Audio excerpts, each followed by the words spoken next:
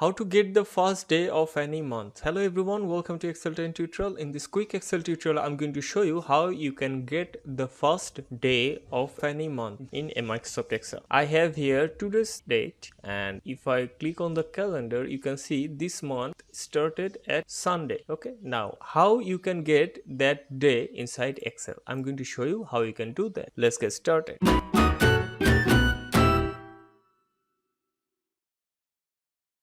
I'm going to use the end of month function. I have already explained it and I'm going to just use it here. Equal to end of month, and then the first parameter is date, that is the date here, and I'm going to find out the last date of previous month. Okay, so I'm going to write here -1 close parenthesis present. Now we have a serial number and that is the last date of previous month. Let's format this as date, and you can see it's July 31st. Okay, last day of previous month. Now if I add +1 here, and it will be the first day of this month. Now all I need to do is format this. Click here and click here custom, and here I'm going to write D, and if I write D you will get 1. Okay, if I write D again you will get 0 1. If I write D again you will get the day in 3 digit, and if you write D again you will get the full name of your day. Okay, now if I click here, and you can see the first day of this month is Sunday, and if we match that with our calendar, if it works. Okay, so this is what I wanted to show you. Thanks for watching. See you in the next tutorial. If you can, please subscribe to the channel and share this video with your friends. Thanks for watching.